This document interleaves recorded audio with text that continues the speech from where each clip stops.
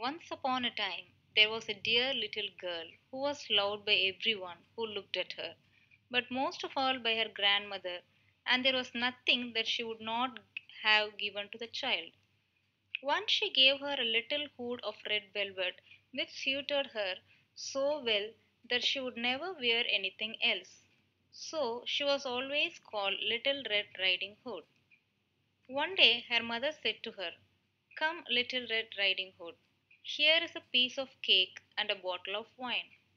Take them to your grandmother. She is ill and weak, and they will do her good.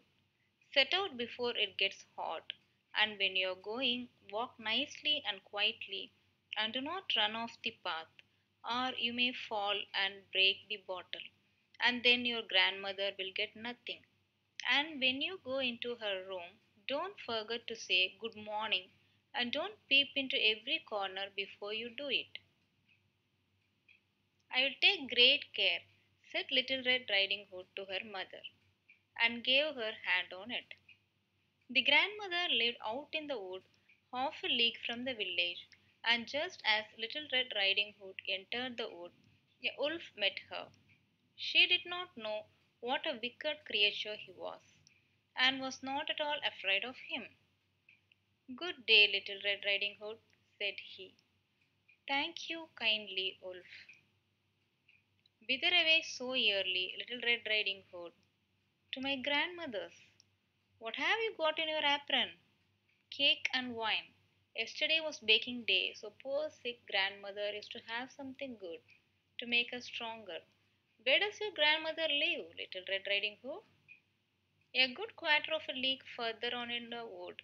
Her house stands under the three large oak trees. The nut trees are just below. You surely must know it," replied Little Red Riding Hood. The wolf thought to himself, "What a tender young creature! What a nice plump mouthful! She will be better to eat than the old women. I must act craftily so as to catch both." So he walked for a short time by the side of Little Red Riding Hood, and then he said, "See, Little Red Riding Hood, how pretty the flowers are about here. Why do you not look around? I believe, too, what you do not hear how sweetly the little birds are singing. You walk gravely along as if you were going to school, while everything else out here in the wood is merry." Little Red Riding Hood raised her eyes, and when she saw the sunbeams dancing here and there through the trees, and pretty flowers growing everywhere, she thought, "Suppose I take grandmother a fresh nosegay, that would please her too. It's so early in the day that I shall still get there in good time." And so she ran from the path into the wood to look for flowers, and whenever she had picked one, she fancied that she saw a still prettier one further on, and ran after it, and so got deeper and deeper into the wood. Meanwhile, the wolf ran straight to the grandmother's house and knocked at the door. "Who is there?" "Little Red Riding Hood," replied the wolf. "She is bringing cake and wine. Open the door."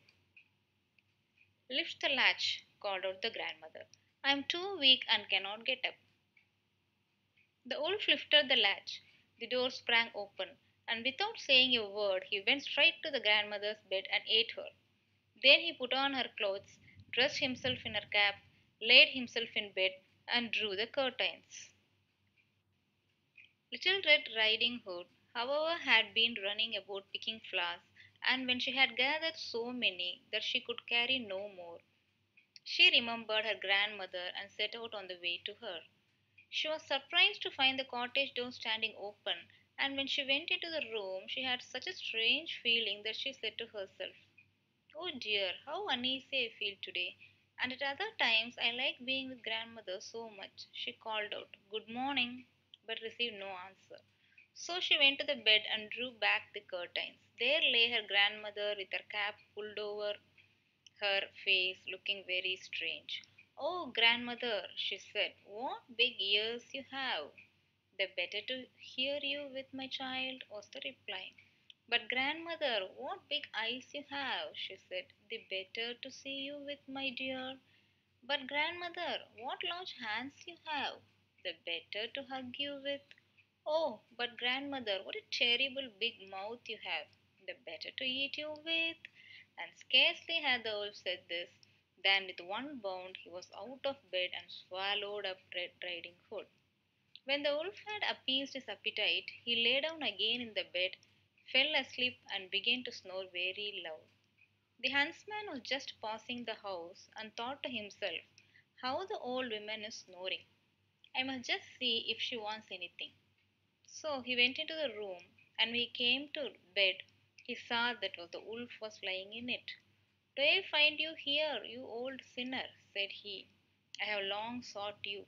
Then, just as he was going to fire at him, it occurred to him that the wolf might have devoured the grandmother and that she might still be saved.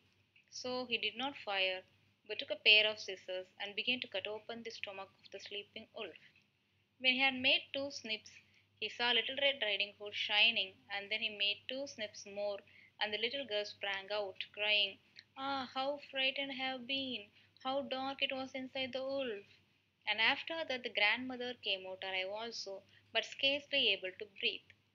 Red Riding Hood, however, quickly fetched great stones with which they filled the wolf's belly, and when he awoke he wanted to run away, but the stones were so heavy that he collapsed at once and fell dead.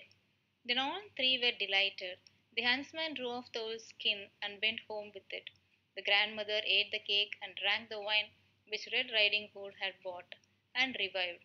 But Red Riding Hood thought to herself, as long as I live, I will never by myself leave the path to run into the wood when my mother has forbidden me to do so.